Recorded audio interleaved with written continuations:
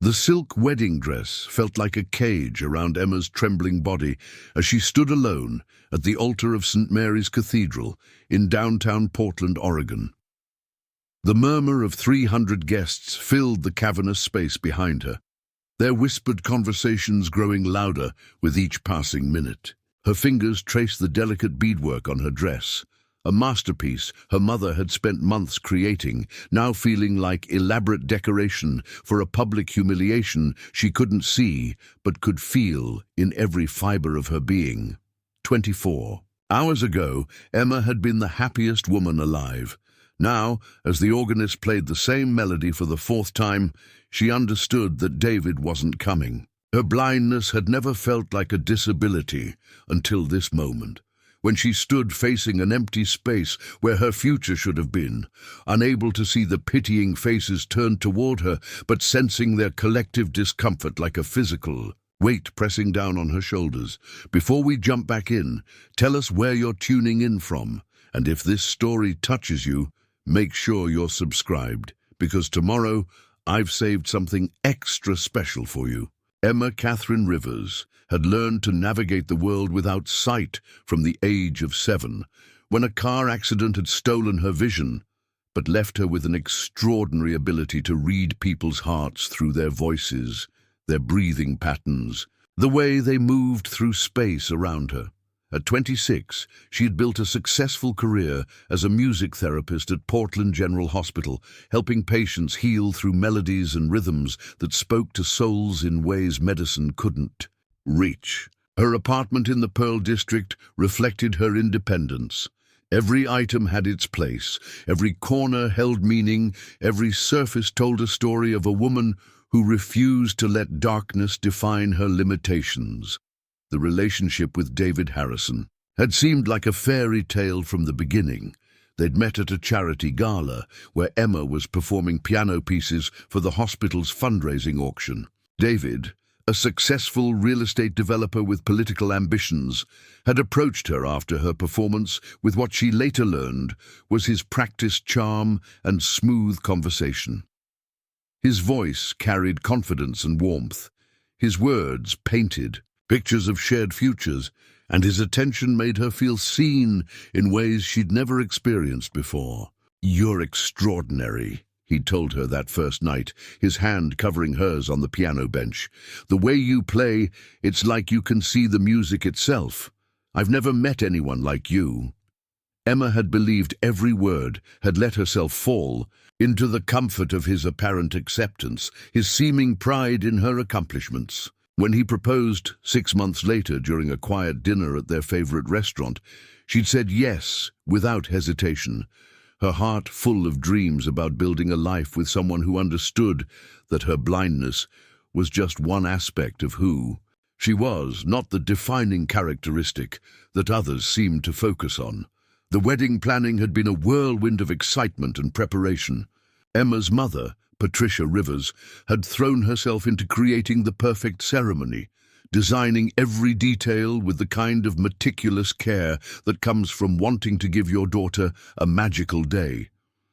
Emma's best friend Sarah had served as maid of honor, helping coordinate vendors and managing the countless details that went into organizing a celebration for 300 guests. David had seemed enthusiastic about every aspect of the planning, from the floral arrangements to the menu selection, from the band choice to the honeymoon destination in Hawaii. But there had been signs, warning signals that Emma's trusting heart had chosen to interpret as pre-wedding nerves rather than genuine concerns.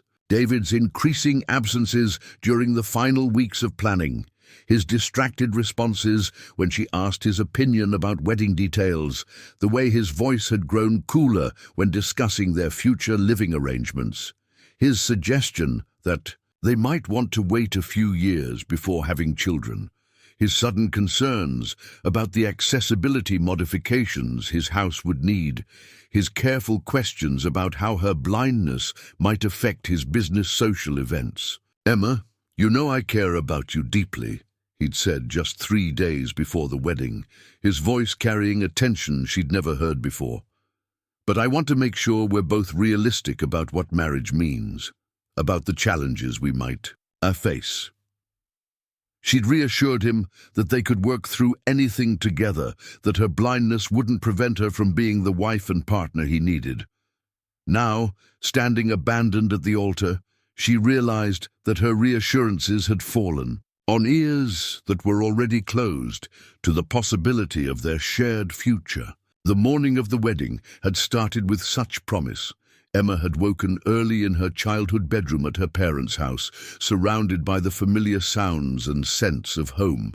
Her mother had brought her coffee and fresh strawberries. They'd listened to jazz music while getting ready, and the house had filled with the laughter and excitement of bridesmaids and family members preparing for the celebration. Emma had felt beautiful and confident as she slipped into her wedding dress, as her mother arranged the pearl necklace that had belonged to Emma's grandmother, as Sarah helped secure the delicate veil that completed her bridal ensemble. The ride to the church had been filled with nervous energy and joyful anticipation.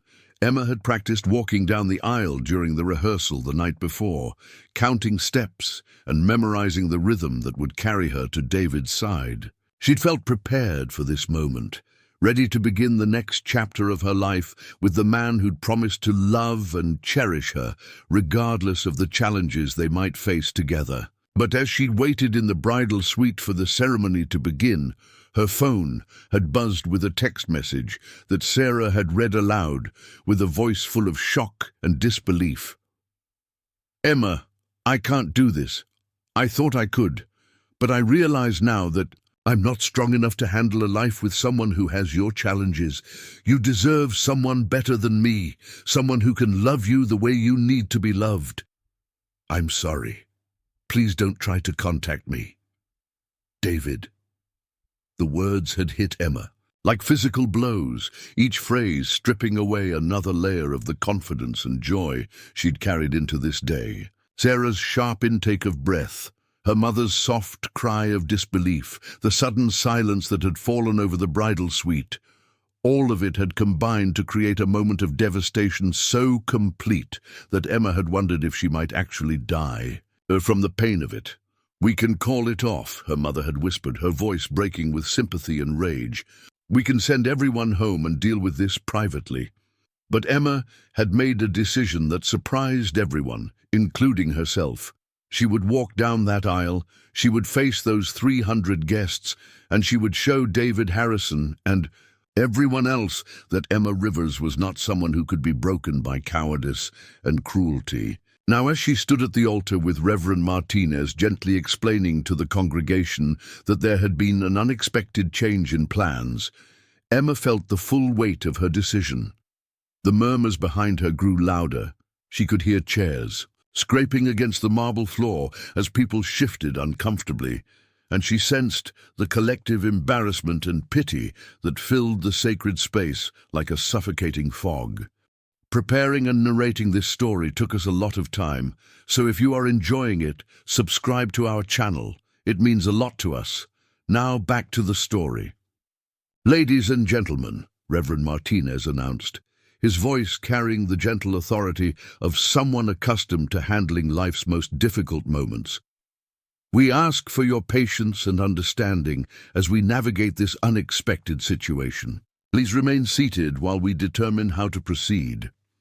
Emma could hear whispered conversations starting throughout the cathedral, voices she recognized from David's business associates, family friends, distant relatives who had traveled from across the country to witness what was supposed to be her perfect day.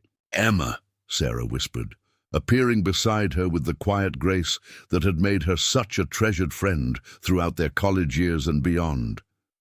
"We can leave through the side door. No one will think less of you for walking away from this." No, but Emma shook her head, her fingers tightening around the bouquet of white roses and baby's breath that had been chosen to complement her dress and the overall color scheme of the wedding. "I'm not running away," she said, her voice steady despite the earthquake of emotions threatening to overwhelm her composure. I came here to make a commitment, to celebrate love and partnership. And just because one person was too cowardly to follow through doesn't mean this day has to be meaningless. The words surprised her as she spoke them, revealing a strength she hadn't known she possessed, a determination that came from somewhere deeper than pride or stubbornness. Her father, James Rivers, approached from where he'd been waiting to walk her down the aisle, his footsteps heavy with the weight of his own shock and anger at David's betrayal. "Sweetheart," he said, his voice rough with emotion, "no one expects you to handle this publicly. We can take you home, surround you with people who love you, and deal with all of this away from the crowd." Emma could hear the protective fury in his tone, could sense his desire to shield her from further humiliation and pain. But as she stood there, feeling the silk of her dress against her skin, smelling the roses in her bouquet, hearing the nervous energy of 300 people who had come to celebrate love and commitment, Emma realized that walking away would feel like admitting that David had been right about her limitations, that her blindness somehow made her less capable of handling life's challenges than anyone else. She thought about all the obstacles she'd overcome, all the moments when people had underestimated her abilities, all the times she'd proven that determination and heart could triumph over circumstances that seemed insurmountable. "I want to say something," Emma announced, her voice carrying clearly in the hushed cathedral. "I want to speak to everyone who came here today." Reverend Martinez nodded approvingly, understanding that sometimes healing requires courage rather than retreat, that sometimes the most powerful response to cruelty is grace under pressure.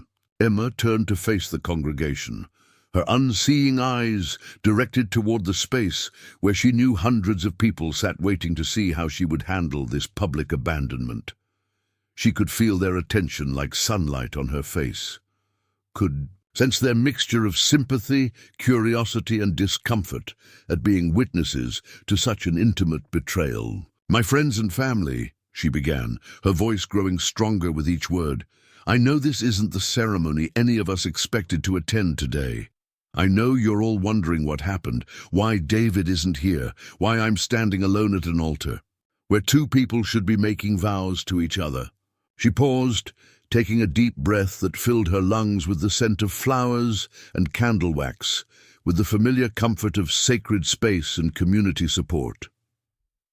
"David sent a message this morning, explaining that he doesn't feel capable of marrying someone with my challenges, that he believes I deserve someone who can love me better than he can." The words hung in the air like smoke, creating a moment of complete silence before the inevitable murmur of shocked responses rippled through the gathered crowd. Emma could hear sharp intakes of breath, whispered expressions of disbelief, the rustle of fabric as people leaned forward or shifted in their seats. "I could be angry," Emma continued, her voice carrying a clarity that surprised her with its steadiness. "I could be bitter about the months of planning, the money spent, the hopes built around a future that will never happen. I could feel sorry for myself, could focus on what I've lost today, could let this moment define how I see myself and my worth as a person." She could sense the attention of every person in the cathedral, could feel their focus like a physical presence surrounding her with unexpected strength. "But instead, I want to thank David for his honesty, even though it came too late and in the worst possible way. He's right about one thing. I do deserve someone who can love me completely, someone who sees my blindness as just one aspect of who I am, rather than a burden that requires heroic strength to bear." Emma's voice grew stronger as she spoke, fed by a growing sense of her own dignity and worth that David's abandonment couldn't diminish. "I want to thank all of you for coming here today to celebrate love and commitment, even though the specific love story you expected to witness didn't happen. Your presence here means more to me than you'll ever know, and I hope you'll stay for the reception, because my mother spent weeks planning a party that deserves to be enjoyed, and because I could use the company of people who care about me on what's turning out to be a very different day than I expected. The response from the congregation was immediate and overwhelming. Applause started somewhere in the middle of the cathedral and spread throughout the space like wildfire, growing louder and more sustained than any wedding ceremony applause Emma had ever heard. She could hear voices calling out support and encouragement, could sense people rising to their feet in what felt like a standing ovation for courage she hadn't known she possessed. "Emma!" Her mother's voice reached her through the applause, thick with pride and tears. "That was the most beautiful thing I've ever heard." Sarah squeezed her hand with the fierce loyalty that had sustained their friendship through college. Career changes and countless life challenges. Even Reverend Martinez seemed moved by her words, his presence beside her radiating approval and admiration for the grace she'd shown under impossible circumstances. As the applause finally died down and people began the complex process of transitioning from a wedding ceremony to what would become the most memorable reception in Portland's social history, Emma felt something shift inside her heart. The pain of David's abandonment was still there, sharp and real and devastating, but it was no longer the only thing she felt. Underneath the hurt was a growing sense of her own strength, a recognition that she had faced the worst moment she could imagine and had found ways to transform it into something meaningful and powerful. The receiving line that formed as people left the cathedral became an impromptu celebration of Emma's courage and dignity. Friends and family members who had watched her handle the crisis with such grace lined up to offer hugs, words of support, and expressions of admiration that helped fill some of the emptiness David's betrayal had created. Emma heard voices she hadn't expected. Colleagues from the hospital who spoke about her professional dedication, neighbors who mentioned her kindness and community involvement, distant relatives who shared stories about her childhood resilience and determination. "Emma," said Dr. Elizabeth Chen, her supervisor at the hospital, "I want you to know that watching you handle this situation has only increased my respect for your strength and character. You've shown everyone here what real courage looks like, and I'm honored to work with someone who possesses such remarkable grace under pressure."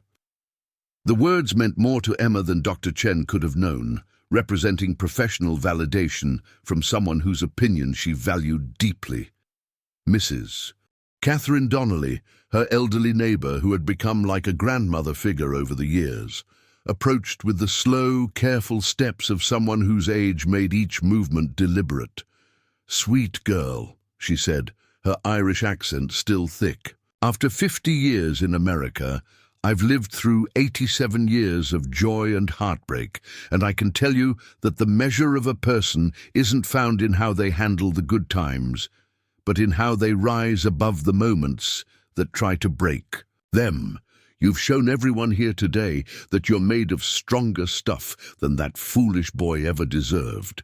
As the crowd gradually moved toward the reception hall, Emma found herself walking through the cathedral doors, supported by her parents, and surrounded by a community that had witnessed her transformation from abandoned bride to something far more powerful. A woman who had faced public humiliation and found ways to turn it into a celebration of her own worth and dignity. The late afternoon Portland sun felt warm on her face, and the sounds of the city seemed more vivid than usual, as if her heightened emotional state had sharpened all her remaining senses.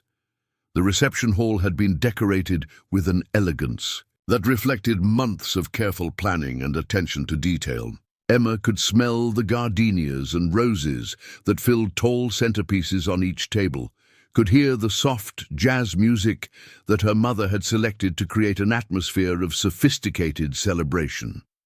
The space felt magical despite the circumstances that had brought everyone together, and Emma realized that her mother's vision for a beautiful party could still be fulfilled, even if the occasion had changed dramatically from what they'd originally planned. "Emma," her father said as they entered the reception hall, "I want you to know how proud I am of the way you handled yourself today.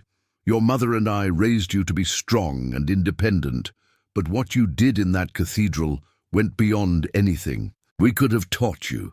That strength came from who you are as a person, and it's something no one can ever take away from you." His words carried the weight of a lifetime of love and support, of countless moments when he'd encouraged her to push beyond what others thought possible for someone with her disability.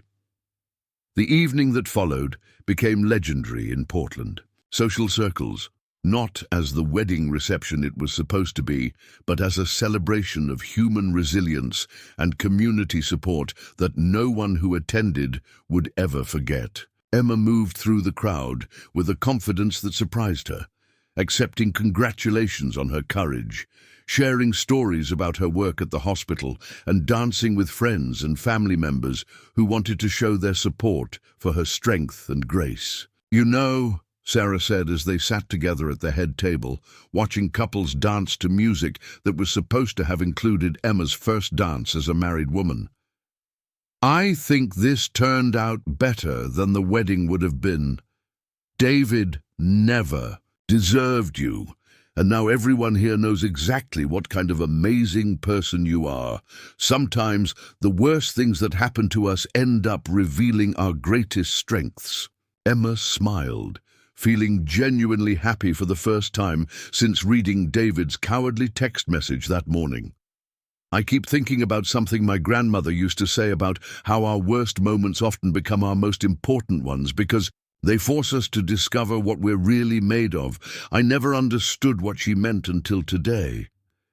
The wisdom that had seemed abstract when spoken by someone at the end of their life suddenly felt immediate and relevant, a truth that could only be understood through lived experience. As the evening progressed and the last guests finally departed, Emma stood in the empty reception hall, surrounded by the remnants of what had become an unforgettable celebration. Rose petals scattered across the dance floor, empty champagne glasses, reflecting the dim lighting, chairs pushed back from tables where meaningful conversations had lasted well into the night. She felt exhausted but oddly exhilarated, drained by the emotional intensity of the day but energized by the discovery of her own capacity for grace under pressure. "Sweetheart," her mother said as they prepared to leave, "are you ready to go home and try to process everything that happened today?" Emma nodded, suddenly aware of how much she wanted to be alone with her thoughts, to begin the complex process of grieving the future she'd lost while celebrating the strength she'd found.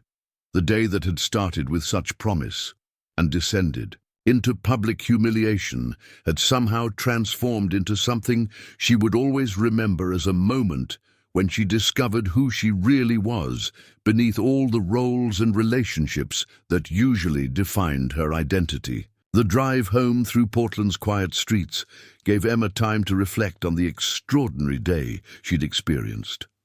The morning's excitement and anticipation felt like they belonged to a different person, someone naive enough to believe that love meant never having to prove your worth to the people who claimed to care about you. The woman who had stood at that altar and faced 300 guests with dignity and strength felt like someone she was just beginning to know, someone whose capabilities extended far beyond what she'd previously understood about herself.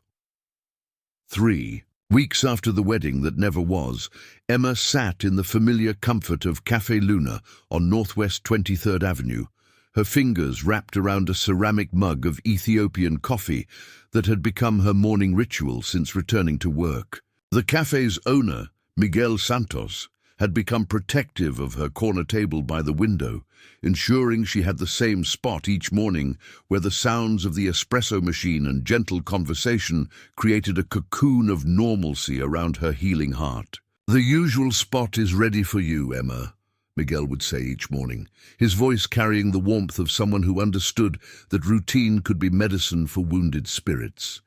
The cafe had become her sanctuary, a place where she could process the seismic shift in her life while surrounded by the comforting sounds of a community that had embraced her story with unexpected tenderness. Emma had returned to her position at Portland General Hospital the Monday after her abandoned wedding, determined to lose herself in the healing work that had always given her life meaning and purpose. Her patients in the trauma recovery ward had welcomed her back with the kind of genuine affection that reminded her why she'd chosen music therapy as her calling. Mrs. Rodriguez, recovering from a stroke that had stolen her ability to speak, communicated through tears of joy when Emma played the Spanish lullabies that connected her to memories of her childhood in Mexico. 12-year-old Marcus, whose car accident had left him with severe anxiety and depression, had started humming along to the gentle melodies Emma used to guide him through panic attacks and night terrors. "Miss Emma," Marcus had said during their session the previous week, his young voice carrying wisdom beyond his years, "my mum says you got hurt real bad, but you came back to help us anyway. That makes you like a superhero, but with a piano instead of a cape." His innocent observation had made Emma laugh for the first time since David's abandonment, a sound that felt rusty and new after weeks of carefully controlled composure. Dr. Chen had been particularly supportive during Emma's return to work, ensuring that her schedule remained manageable while she processed the emotional aftermath of such public rejection. "Take the time you need," she'd said repeatedly. "Your patients need you healthy and whole, which means giving yourself permission to grieve and heal at your own pace."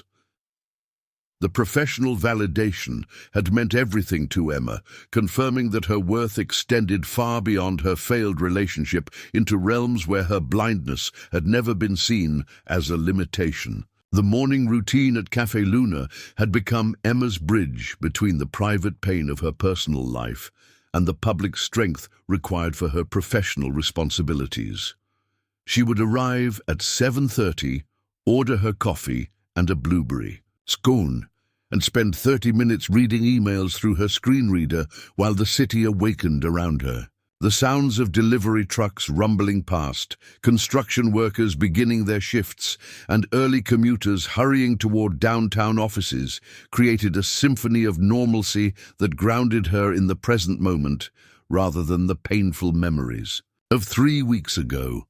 On this particular Wednesday morning, Emma sensed a shift in the cafe's usual energy before she understood what had changed. The familiar sounds were all present, the espresso machine hissing, conversations murmuring at nearby tables, the gentle jazz music that Miguel played each morning.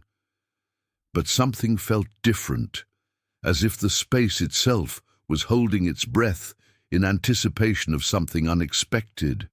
"Excuse me," a voice said from beside her table, and Emma's heightened senses immediately registered details that years of blindness had taught her to notice. The voice belonged to a man, probably in his early 30s, with a slight southern accent that suggested roots somewhere in the Carolinas. His breathing was steady, but slightly elevated, as if he'd been walking quickly or was nervous about approaching her. She could smell the faint scent of soap and cedar, clean and natural, without the heavy cologne that so many men use to mask their insecurities.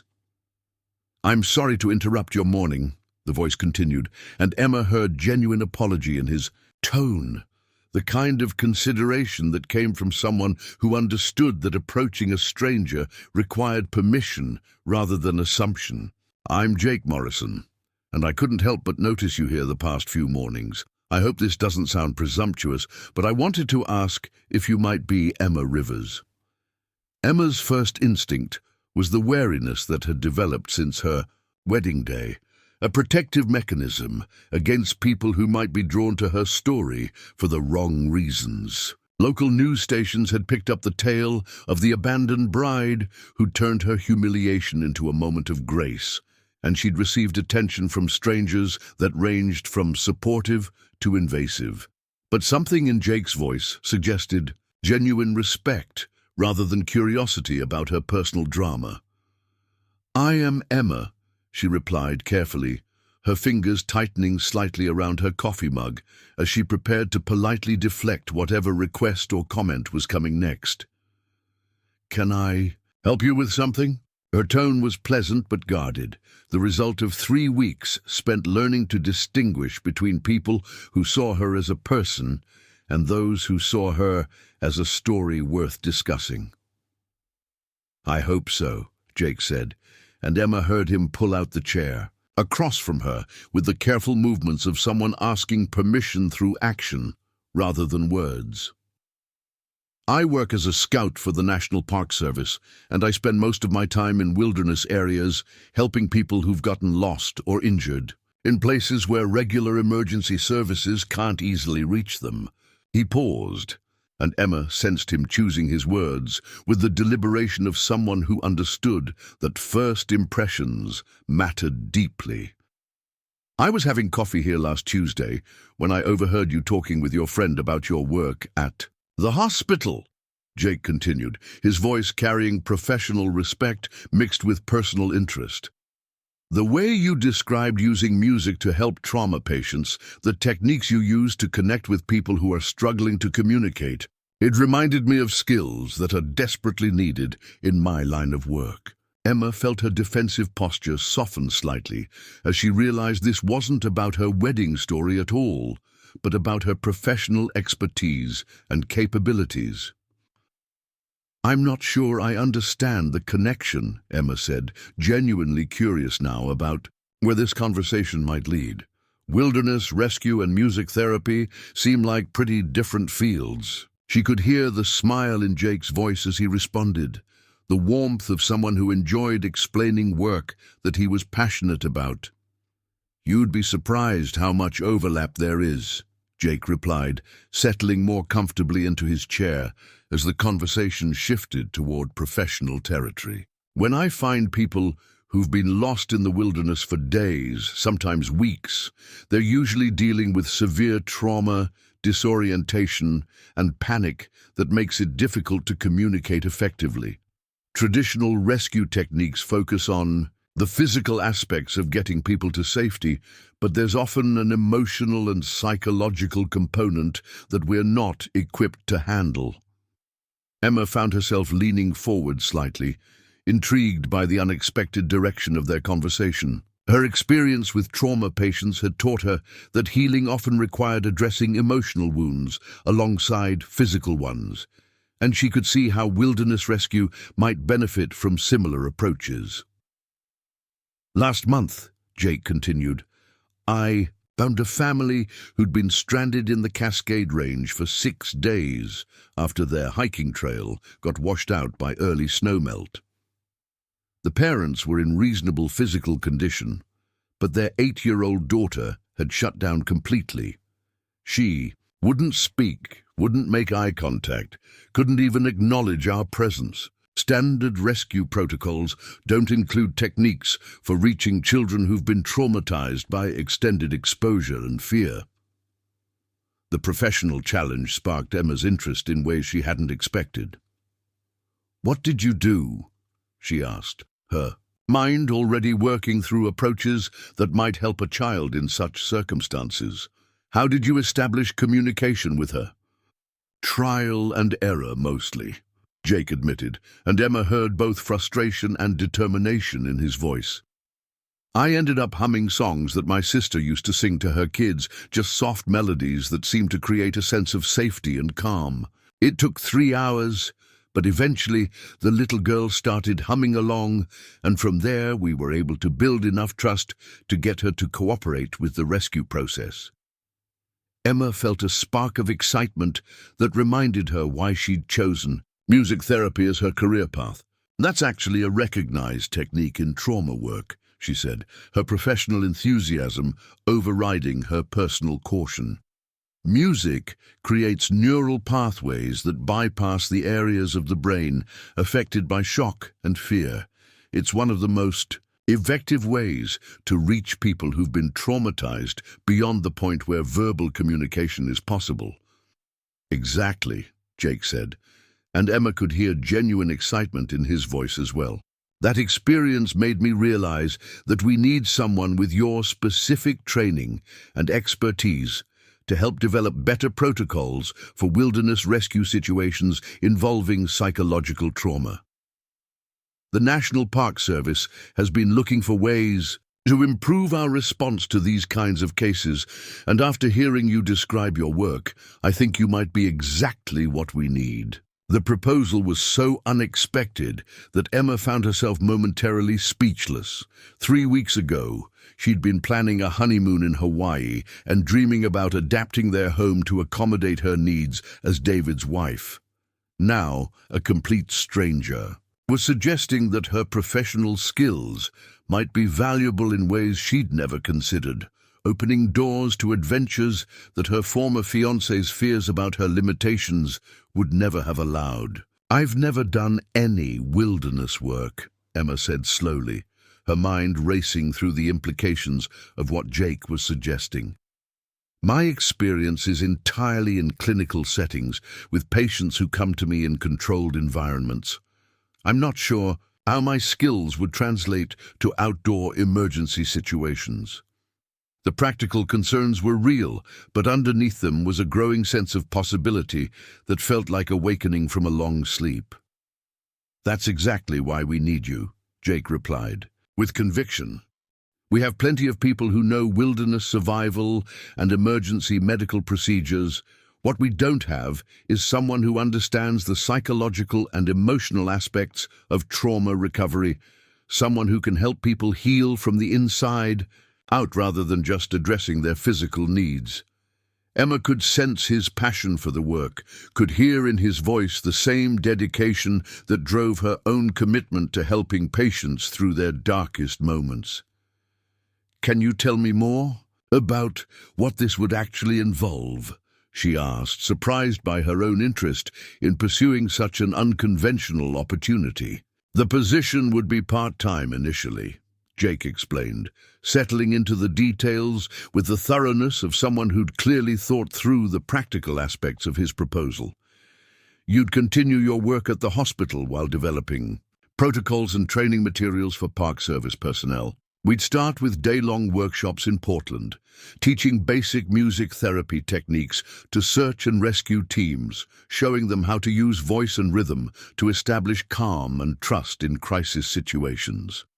The idea of teaching her skills to wilderness rescue workers excited Emma in ways she hadn't anticipated, and eventually, she prompted, sensing there was more to the opportunity than initial training sessions.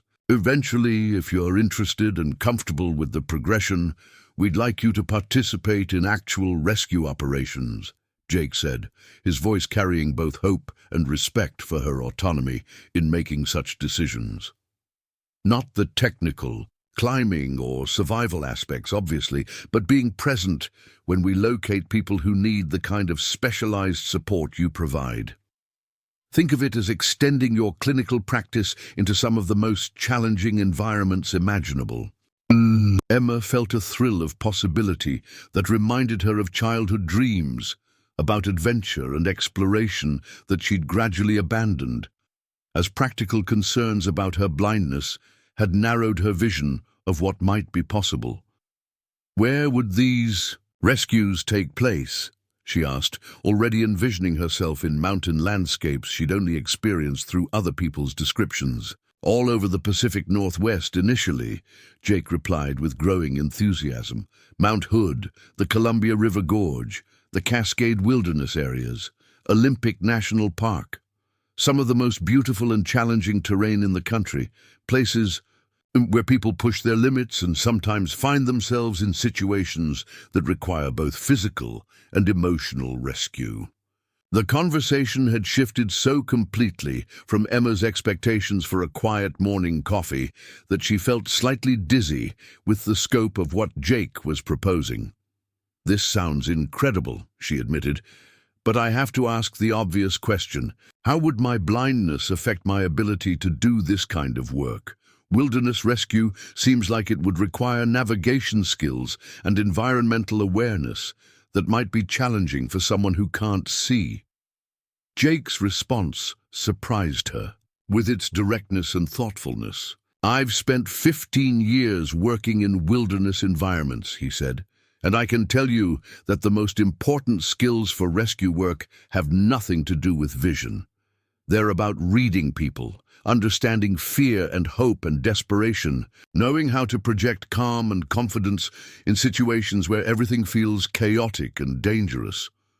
He paused, and Emma sensed him choosing his words carefully. "I watched you handle that situation at your wedding," he continued, his voice gentle but firm.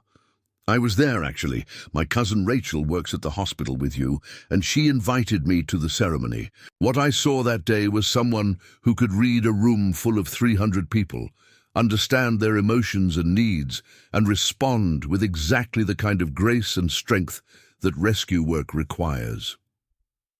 Emma felt a flush of embarrassment mixed with curiosity. "You were there?" she asked, trying to process the idea that this stranger had witnessed her most vulnerable and humiliating moment. "I was," Jake confirmed, "and I've never forgotten the way you transformed what could have been a disaster into something beautiful and meaningful. That's exactly the kind of skill we need in wilderness rescue.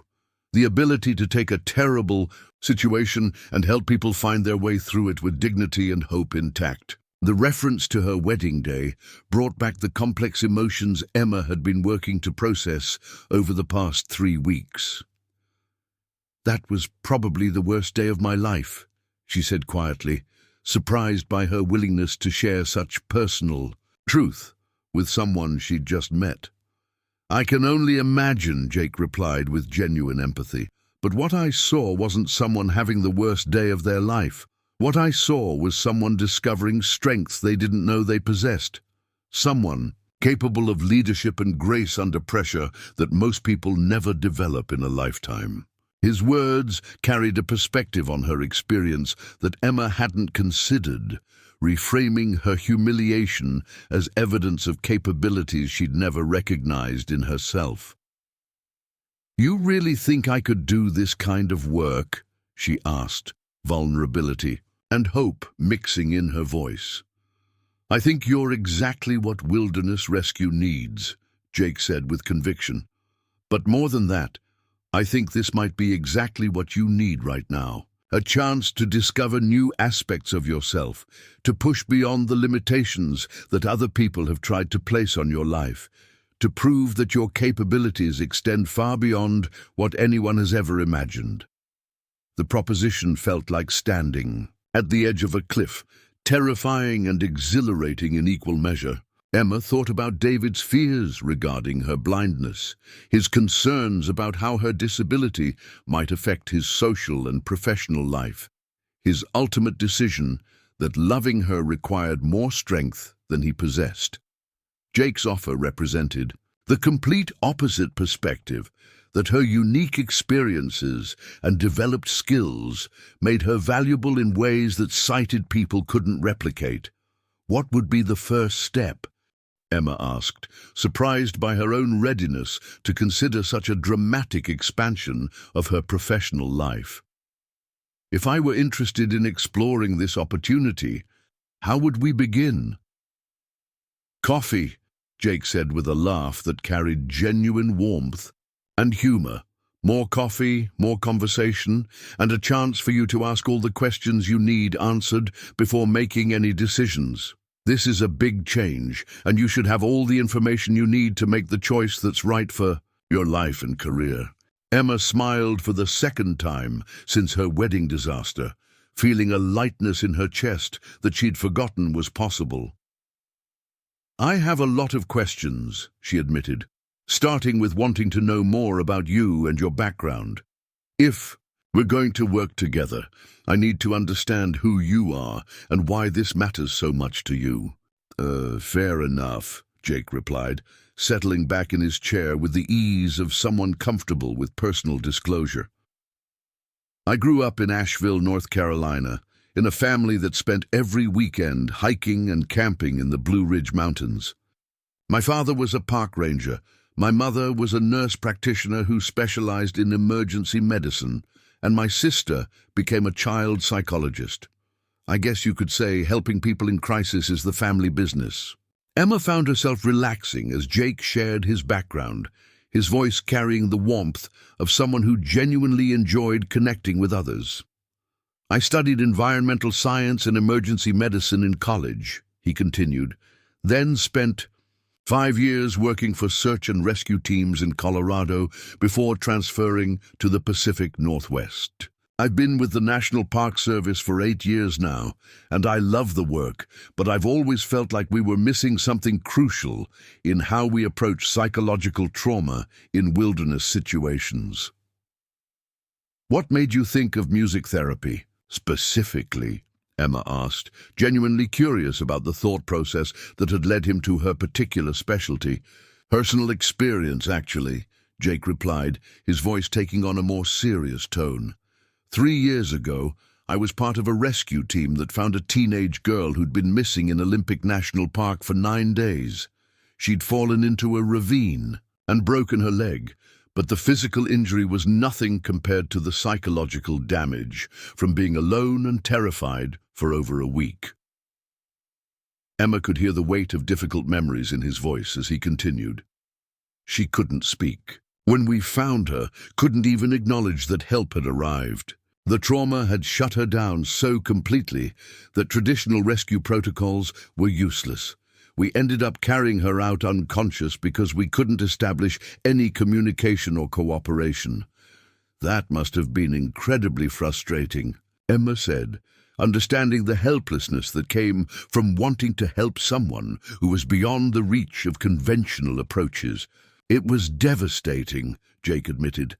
6 months later, I read a research article about music therapy techniques for treating selective mutism in trauma patients. The case studies described exactly what we'd encountered with that girl, and the treatment approaches sounded like things we could have tried if we'd known about them. Emma felt pieces of understanding clicking together as Jake explained his motivation for seeking her expertise. So, you started researching music therapy applications for wilderness rescue, she said, following the logical progression of his interest in her field. Exactly, Jake confirmed. I spent 2 years reading everything I could find about trauma psychology and therapeutic music interventions, attending conferences when I could, trying to understand how these techniques might be adapted for outdoor emergency situations. When I heard you talking about your work last week, it felt like the universe was finally providing the expert I'd been looking for. The synchronicity of their meeting felt almost too perfect to be coincidental, and Emma wondered if there might be larger forces at work in bringing them together at this particular moment in her life. This is all happening very fast, she said, trying to process the magnitude of what Jake was proposing. 3 weeks ago, I thought I knew exactly what my future looked like, and now you're suggesting I consider work that would take me into wilderness, environments I've never imagined visiting. I understand that, Jake said gently, and I want you to know that there's no pressure to make any immediate decisions. Take all the time you need to think about whether this feels right for your life and career. If you decide it's not for you, I'll respect that completely and continue looking for other ways to address these issues. His respect for her autonomy and decision-making process felt like a gift after months of David's subtle attempts to limit her choices based on his fears about her capabilities. What I'd like, Emma said slowly, is to learn more about the specific situations where you think music therapy might be helpful, and to understand better what the actual work would involve. Day to day, would you be interested in visiting one of our training facilities? Jake asked. We have a site about an hour outside Portland where we practice rescue scenarios in controlled environments. You could observe some simulations, meet the team, members you'd potentially be working with, and get a better sense of what we're talking about in practical terms. The offer intrigued Emma more than she'd expected. When would this happen? She asked, already mentally reviewing her hospital schedule to see when she might be able to arrange time away. Whenever works for your schedule, Jake replied. We run training exercises most weekends, and I could arrange a special session focused on the psychological aspects of rescue work whenever you're available. The team is actually excited about the possibility of learning new approaches to trauma response. Emma felt a flutter of nervousness mixed with anticipation at the thought of meeting Jake's colleagues and observing rescue training exercises. Saturday morning? She suggested, surprising herself with her readiness to take the next step toward exploring this unexpected opportunity. Perfect, Jake said, and Emma could hear genuine pleasure in his voice. I'll pick you up at 8 if that works for you. The drive up to the training site is beautiful, and it'll give us time to talk more about what you can expect.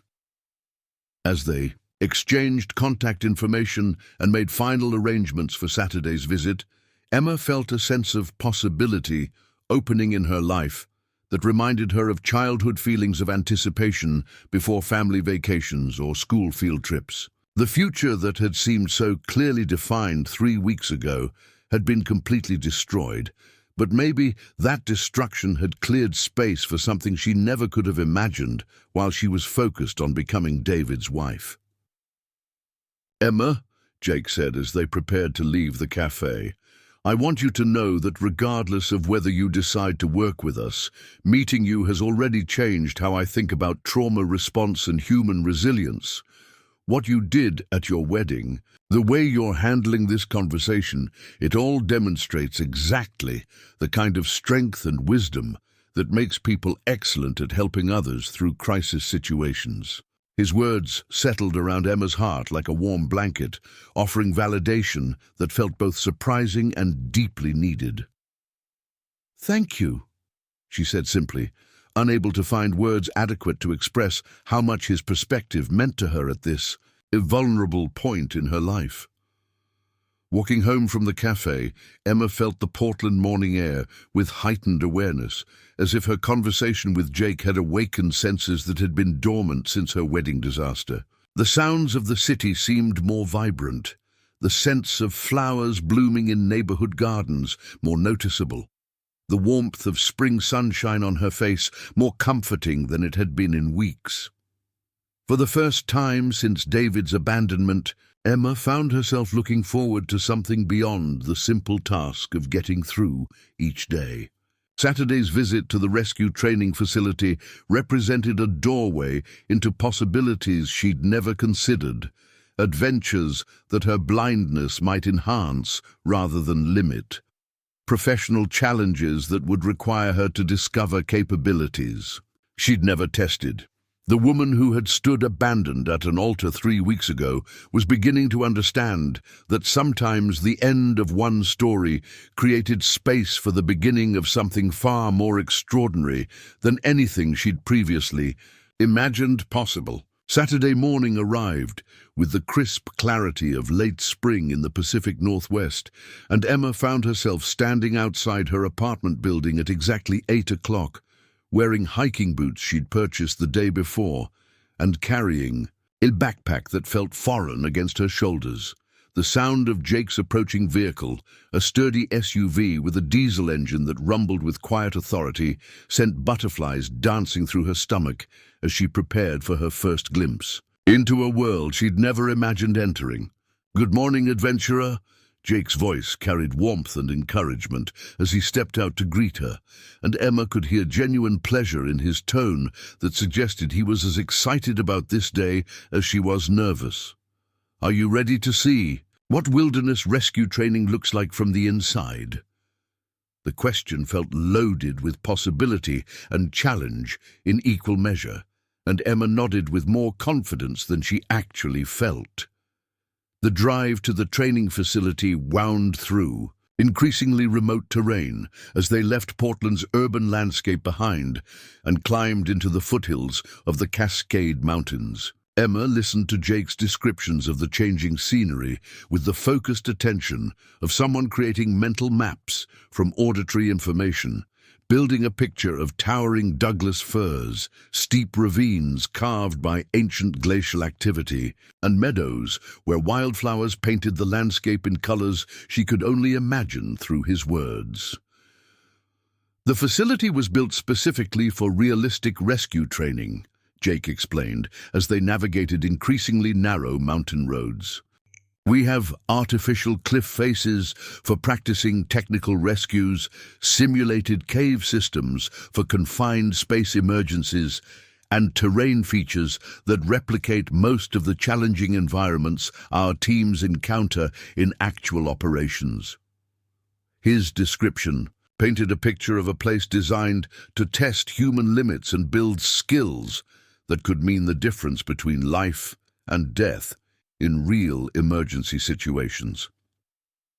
Emma felt her excitement building as they climbed higher into the mountains, the air growing thinner and cooler with each mile of elevation gain. The sounds outside the vehicle had changed from urban noise to the whisper of wind through evergreen branches, the distant call of hawks riding thermals above invisible peaks, and the occasional rumble of logging trucks carrying their massive loads down from harvest areas deeper in the forest. "Tell me about the team I'll be meeting today," Emma said, wanting to prepare herself for the social dynamics of working with people whose professional lives revolved around physical challenges that seemed completely foreign to her hospital-based experience.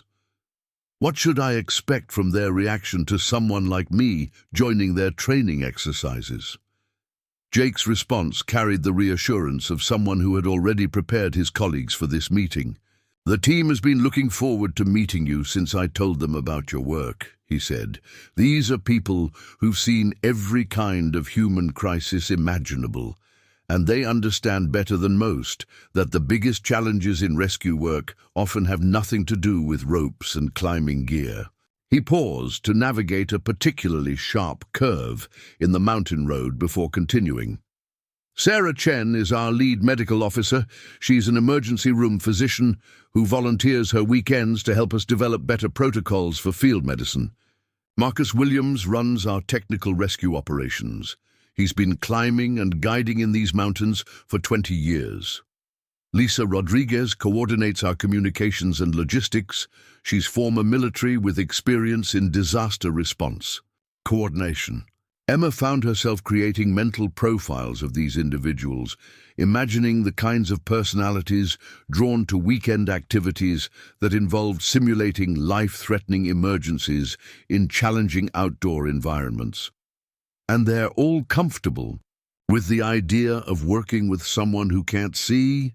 she asked, voicing the concern that had been nagging at her since agreeing to this visit. "Emma," Jake said, his voice carrying gentle firmness, "these people have seen rescue situations where the most experienced climbers panicked and became liabilities, where people with perfect vision got completely lost in familiar terrain, where physical strength meant nothing compared to mental resilience and emotional intelligence. They've learned to value skills that can't be measured by conventional standards." The training facility appeared around a final bend in the road, as a collection of rustic buildings nestled in a clearing, surrounded by towering trees. Emma could hear the sounds of activity before Jake had even parked the vehicle. Voices calling instructions, the mechanical whir of rope systems under tension, and what sounded like someone practicing radio communications with distant teams.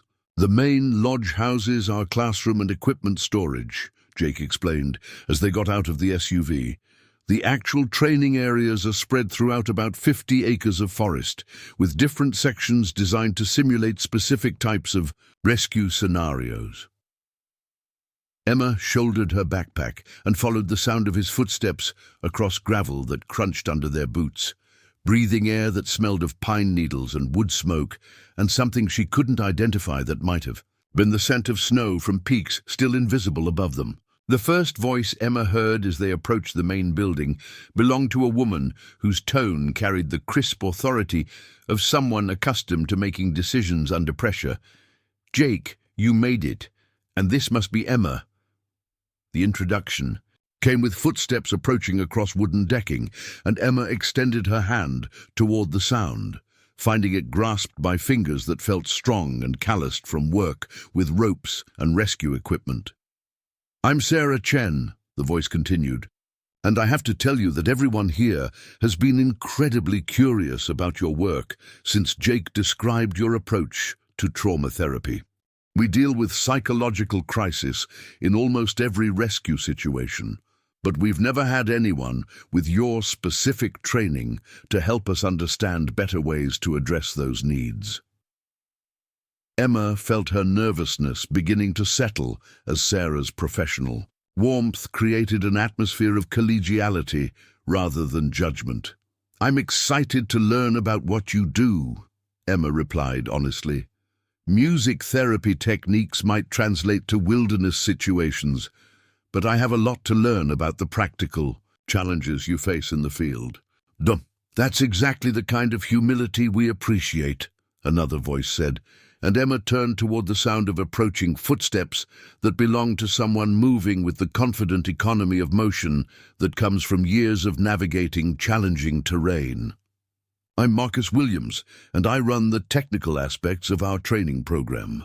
Marcus's handshake was firm without being aggressive, and his voice carried the relaxed confidence of someone completely comfortable in his professional environment. "Jake told us about your background, and honestly, we're hoping you can help us understand better ways to reach people who shut down psychologically during rescue operations. We've had too many situations where physical injuries were minor compared to the emotional trauma that made it impossible for people to cooperate with their own rescue."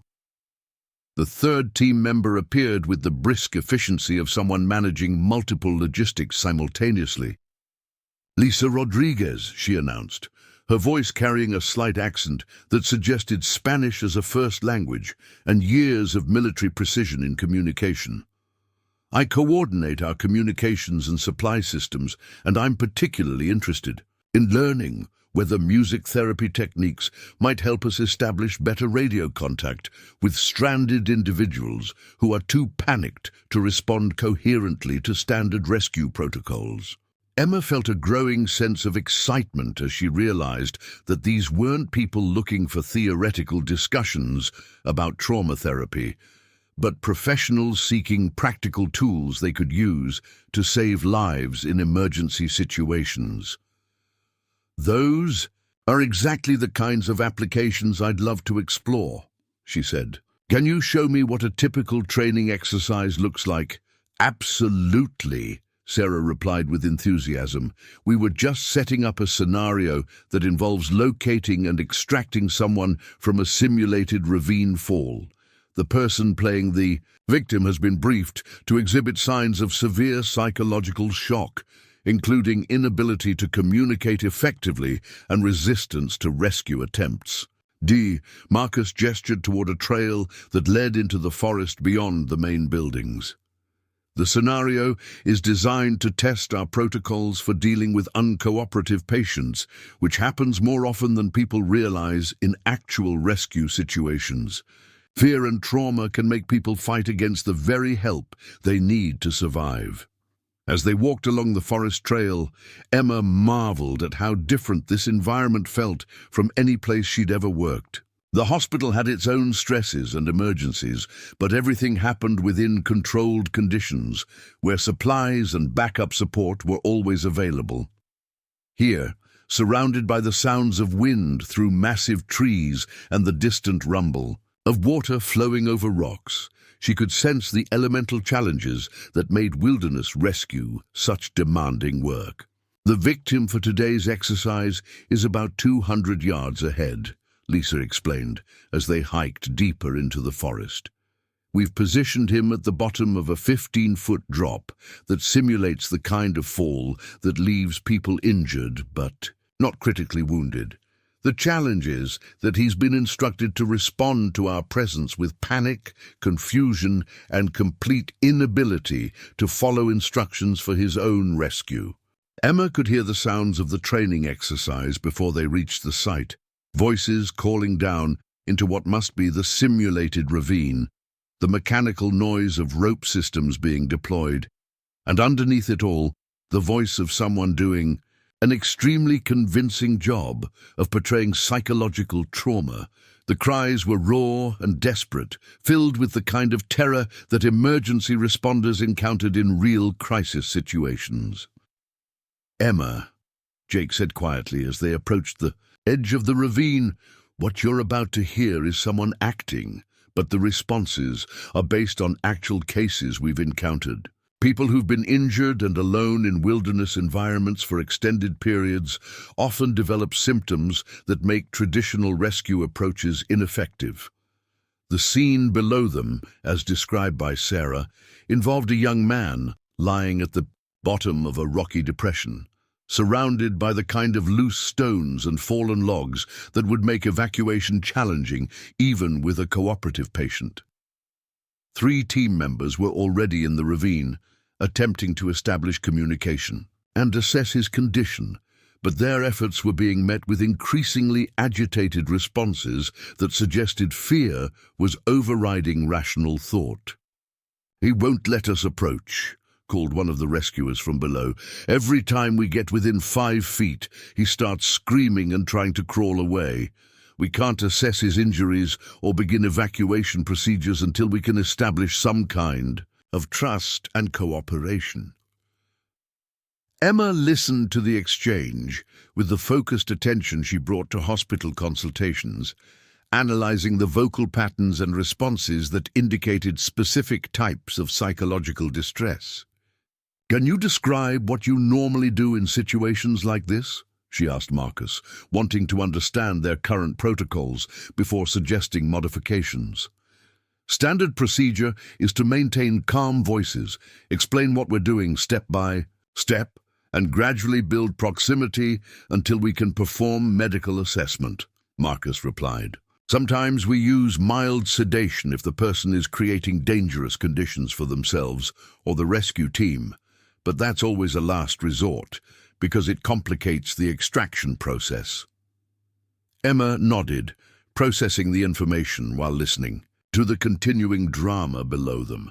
"The techniques you're describing work well for people who are frightened but still capable of processing verbal information," she said. "But when trauma reaches the level we're hearing, the parts of the brain that handle language and rational thought often become completely overwhelmed." She paused, organizing her thoughts about how music therapy principles might apply to this specific situation. "What we need to do is bypass the verbal communication centers entirely and create neurological pathways that access the parts of the brain still capable of recognizing safety and comfort." "How would that work in practical terms?" Sarah asked, her medical background making her particularly interested in the neurological aspects of Emma's approach. "Music and rhythm access areas of the brain that develop before language," Emma explained, settling into her teaching mode as she prepared to demonstrate techniques she'd used hundreds of times in clinical settings. Even when someone is too traumatized to understand words, they can still respond to melody and rhythm in ways that create calm and establish trust. Marcus looked skeptical but interested. "Are you suggesting we sing to people during rescue operations?" he asked, his tone suggesting he was trying to imagine how such techniques would work in practice. "Not exactly singing," Emma replied with a smile. "More like using controlled vocal tones and rhythmic patterns that trigger neurological responses associated with safety and comfort. Watch what happens when I try a different approach." Emma positioned herself at the edge of the ravine and began with a technique she'd used successfully with trauma patients who had become completely nonverbal. Instead of calling down instructions or explanations, she started with a low, rhythmic humming that carried clearly into the rocky depression below. The melody was simple and repetitive, designed to create neurological patterns associated with comfort and security rather than conveying specific information. The change in the victim's responses was immediate and dramatic. The frantic screaming stopped within 30 seconds, replaced by the kind of confused silence that suggested someone trying to process unexpected sensory input. Emma continued the rhythmic humming for several minutes, gradually introducing variations that would maintain neurological engagement while building toward more complex communication. "His breathing is changing," called one of the rescuers from below. "He's not trying to crawl away anymore, and he's making eye contact with me for the first time since we arrived." Emma smiled, feeling the satisfaction that came from seeing therapeutic techniques produce measurable results. "Now we can start building verbal communication," she called down to the rescue team, "but we need to maintain the rhythmic foundation while introducing words gradually." She demonstrated by shifting from humming to simple rhythmic phrases that conveyed basic information without overwhelming the victim's compromised processing capacity. "Help is here, you are safe. Help is here, you are safe," she repeated in a sing-song pattern that maintained the neurological engagement established by the initial humming. "This is incredible," Sarah said from beside her, watching the transformation taking place in the ravine below. "He's actually starting to respond to instructions from the team. What would normally take us 45 minutes of patient relationship building just happened in less than 10 minutes. Marcus was equally impressed by the rapid change in the victim's cooperation level. "Emma, how quickly could we train our team members to use these techniques?" he asked. "This could revolutionize how we approach psychological trauma in field situations." "The basic techniques are surprisingly easy to learn," Emma replied, continuing to monitor the rescue operation below while explaining the principles behind what they'd just witnessed. "Most people already have intuitive understanding of how to use their voice for comfort and reassurance. We just need to refine those instincts and apply them systematically." Lisa was already thinking about practical applications beyond the immediate training exercise. "Could these techniques work over radio communication?" she asked. "We often have to establish contact with stranded people before our teams can reach them physically, and verbal communication failures are a major problem in those situations." "Absolutely," Emma confirmed. "Radio transmission actually works well for musical and rhythmic communication because those patterns don't require visual cues or physical proximity. We could develop specific protocols for establishing initial contact through rhythmic vocal techniques." The rescue operation below had progressed to the point where the victim was actively cooperating with medical assessment and evacuation procedures, a transformation that normally required much longer relationship-building processes. As the team prepared to lift him out of the ravine using rope systems, Emma felt a surge of professional excitement about the possibilities for applying her skills in wilderness emergency situations. "Emma," Jake said, as they watched the successful completion of the exercise, "I think you've just revolutionized our approach to psychological trauma in rescue operations. What we just saw happen could literally save lives in real emergency situations." The feedback from the team members who had been working directly with the victim was overwhelmingly positive. "I've never seen such a rapid shift from panic to cooperation," reported the lead rescuer as they gathered to debrief the exercise. "Whatever Emma was doing with her voice, it completely changed the neurological state of our patient in ways that made everything else possible." Sarah was particularly excited about the medical implications of what they'd witnessed. "The speed of that psychological shift suggests that these techniques could be invaluable in situations where time is critical," she said. "We often have narrow windows for successful evacuation, and anything that can accelerate the process of establishing patient cooperation could mean the difference between successful rescue and tragedy. Marcus was already thinking about integration of these techniques into standard training protocols. "How long would it take to teach basic skills to our entire team?" he asked Emma, "and what kind of ongoing practice would be required to maintain competency?" Emma found herself energized by their enthusiasm and the obvious practical value of her expertise in this new environment. "We could start with a weekend workshop covering fundamental techniques," she replied. "Then follow up with regular practice sessions where team members could refine their skills and learn advanced applications." "What about field testing?" Lisa asked, her logistics background making her think about implementation challenges. "How soon could we start incorporating these techniques into actual rescue operations?" "That would depend on your comfort level and the specific situations that arise," Emma said carefully. "I'd want to participate in several more training exercises before we consider real-world applications, and we'd need to develop clear protocols for when and how to use these techniques safely." Jake was grinning with the satisfaction of someone whose instinct about a professional partnership had proven dramatically correct. "Emma, what you've shown us today exceeds every expectation I had about how music therapy might enhance wilderness rescue operations. Are you interested in moving forward with developing a formal training program?"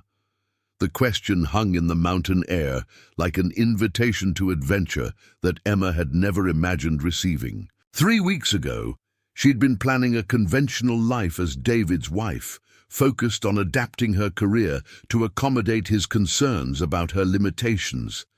Now, she was being asked to pioneer innovative approaches to emergency response that could have impact far beyond any individual patient she'd ever treated in clinical settings. "Yes," Emma said without hesitation, surprising herself with the immediacy and certainty of her response. "I want to be part of this work. I want to help develop these techniques and train people who can use them to save lives in emergency situations." "Nah." The team's response to her commitment was immediate and enthusiastic, with Sarah, Marcus, and Lisa all expressing excitement about the possibilities for collaboration and innovation. As they spent the rest of the morning working through additional training scenarios and discussing implementation strategies, Emma felt pieces of her future clicking into place in ways that felt both surprising and inevitable. "There's one more thing," Jake said, as they prepared to conclude the day's activities. "We've been invited to participate in a joint training exercise with Canadian search and rescue teams next month in the North Cascade Wilderness. It's a week-long program that simulates complex rescue scenarios in some of the most challenging terrain in North America." Emma felt her heart rate increase with a mixture of excitement and nervousness at the prospect of such an intensive wilderness experience. "What would that involve?" she asked, wanting to understand the physical and technical demands before committing to something that might be beyond her capabilities. "Teams from both countries working together on scenarios that require multiple specialties and extended operations in remote areas," Marcus explained. "It's exactly the kind of environment where psychological trauma becomes a major factor in rescue success or failure." Sarah added her perspective as the medical officer. "The Canadian teams have been dealing with similar challenges in their rescue operations, and they're very interested in innovative approaches to trauma response. Your participation could introduce these techniques to a much broader community of rescue professionals." Lisa was already thinking about the logistical aspects of Emma's participation. "We'd need to develop accommodation strategies for your specific needs," she said matter-of-factly, "but the Canadian teams are known for their adaptability and problem-solving skills. They'd probably welcome the challenge of making the training accessible." Emma realized that this conversation represented a crossroads moment that would determine not just her professional future, but her entire sense of what might be possible. For someone with her abilities and limitations, the week-long wilderness training exercise represented challenges that would have terrified David, adventures that his fears about her safety would never have allowed her to consider. "I want to do it," Emma said, her voice carrying conviction that surprised everyone, including herself. "I want to participate in the joint training exercise and help introduce these techniques to the Canadian teams." Jake's smile was visible in his voice as he responded to her commitment. "Emma, I think this is the beginning of something extraordinary.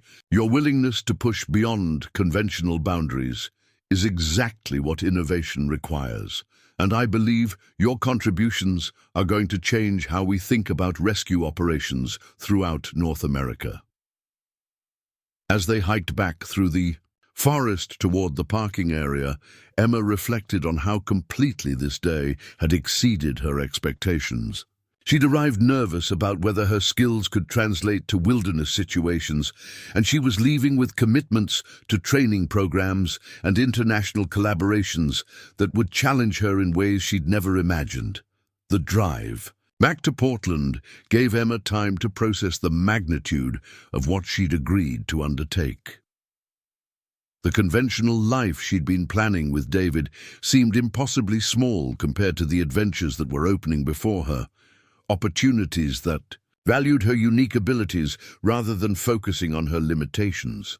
"Jake," Emma said as they descended through the mountain foothills toward the city, "thank you for seeing possibilities in me that I didn't know existed. Today changed my understanding of what my professional life could become." "Thank you for having the courage to explore those possibilities," Jake replied. "Most people would have found reasons why it couldn't work, why the challenges were too great, why the risks weren't worth taking. Your willingness to step into uncertainty is what makes extraordinary things possible." Emma smiled, thinking about the woman who had stood abandoned at an altar 3 weeks ago, convinced that her life was ending in public humiliation. That woman couldn't have imagined the adventures that were beginning to unfold, the professional challenges that would require her to discover capabilities she'd never tested. As Portland's skyline appeared in the distance, Emma felt her future expanding beyond anything she'd previously thought possible, filled with wilderness adventures and international collaborations that would take her far beyond the safe boundaries that others had tried to create around her life. The emergency call came at 3:17 on a Thursday morning in late October, piercing through Emma's sleep with the urgent electronic tone that meant someone's life hung in the balance somewhere. In the wilderness of the North Cascades, she reached for her phone with the practiced efficiency of someone who had learned to respond instantly to crisis situations, her fingers finding the device on her nightstand without fumbling, despite the darkness that was always her constant companion. "Emma, we need you." Jake's voice carried the controlled tension that meant a real emergency rather than a training exercise. "We've got a family of 4 missing in the Glacier Peak wilderness for 3 days now. Weather's been brutal. Temperatures dropping below freezing at night, and we just got word that the search teams found them about 2 hours ago."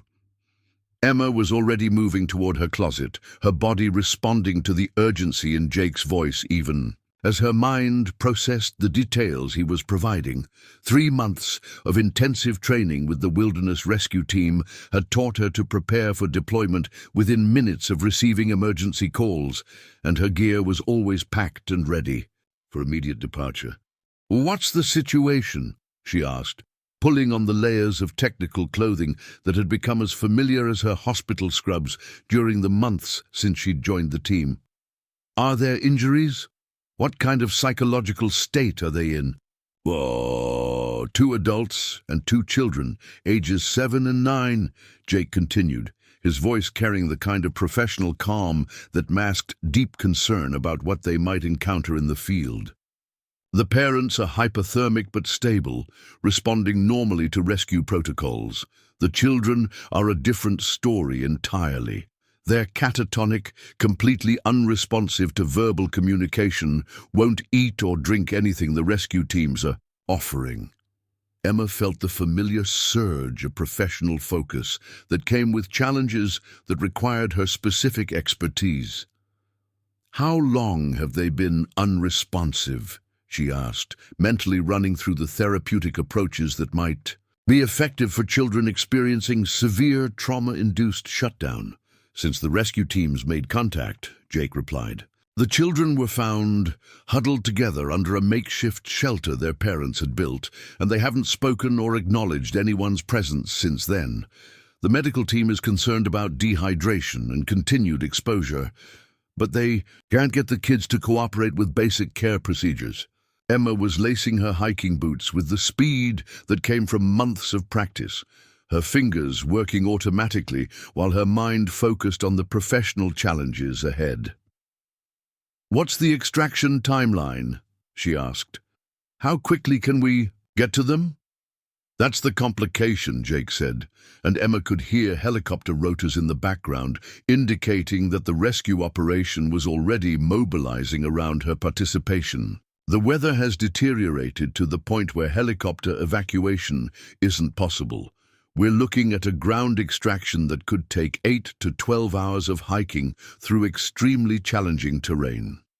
The implications of Jake's words settled over Emma like a cold weight as she realized the full scope of what she was being asked to undertake. Her wilderness training had progressed steadily over the past months, but this would be her first major rescue operation in severe weather conditions, her first time applying her skills in a life-or-death situation where failure could have devastating consequences.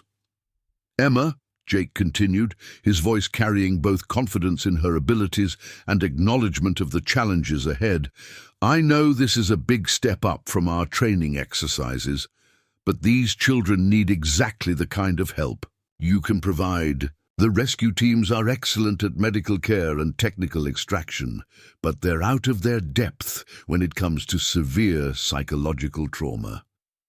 Emma felt a moment of vertigo as she contemplated the magnitude of what was being asked of her, the responsibility of traveling into dangerous wilderness conditions to help children whose lives might depend on her ability to reach them. Through therapeutic techniques she'd only recently adapted for outdoor emergency situations. 3 months ago, she'd been afraid to leave her apartment without detailed planning.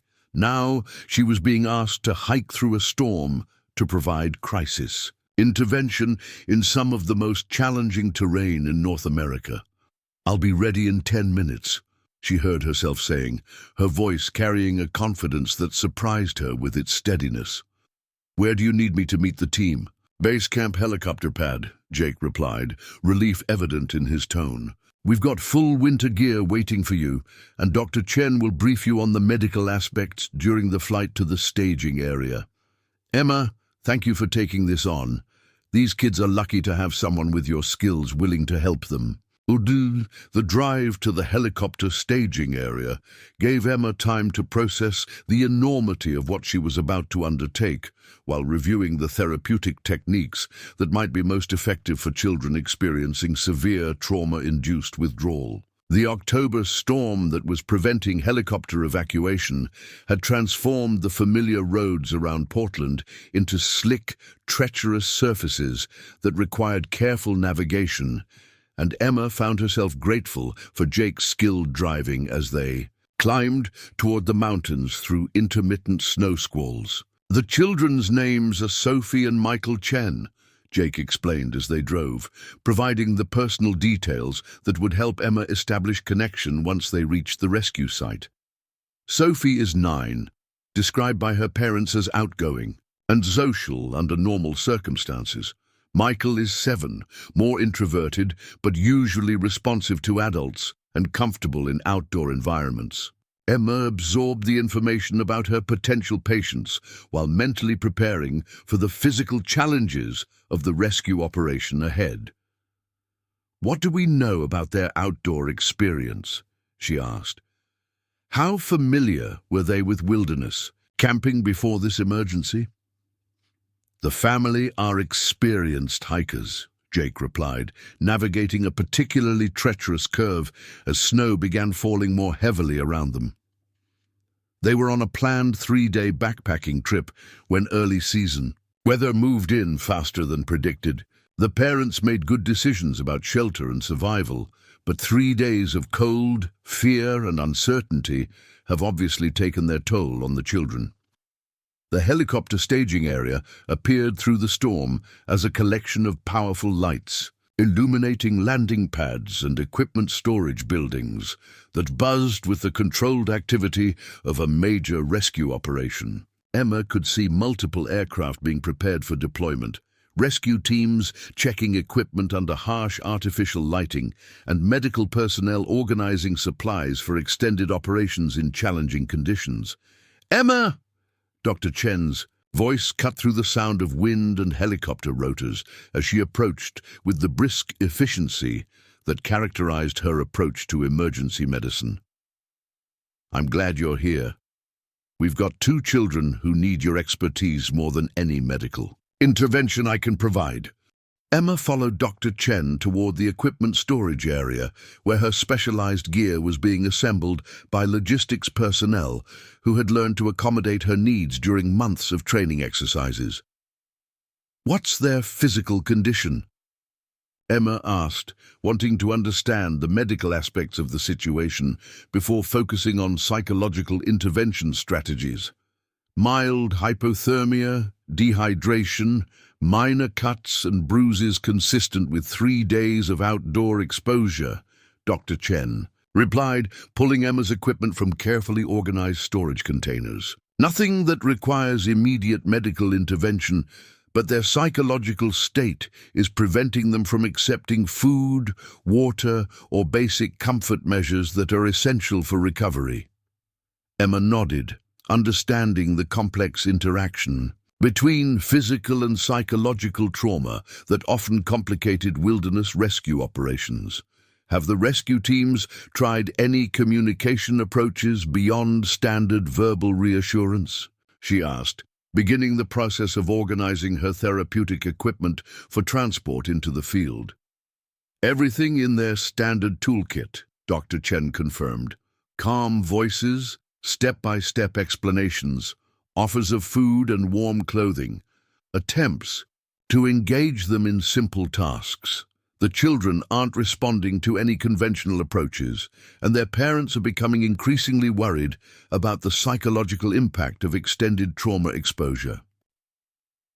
The flight to the forward staging area took place in a military transport helicopter that had been modified for medical evacuation, with Emma strapped into a harness system that allowed her to communicate with the crew through headphones while managing her therapeutic equipment during the bumpy ride through storm conditions. The noise level made detailed conversation impossible, but Dr. Chen used the travel time to review medical charts and brief Emma on the specific challenges they would face once they reached the rescue site.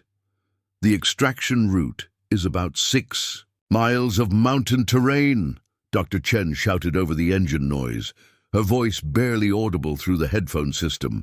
"Steep sections, loose rock, potentially icy conditions due to the storm. The rescue teams have established intermediate camps every 2 miles, but will be carrying the children for most of the distance."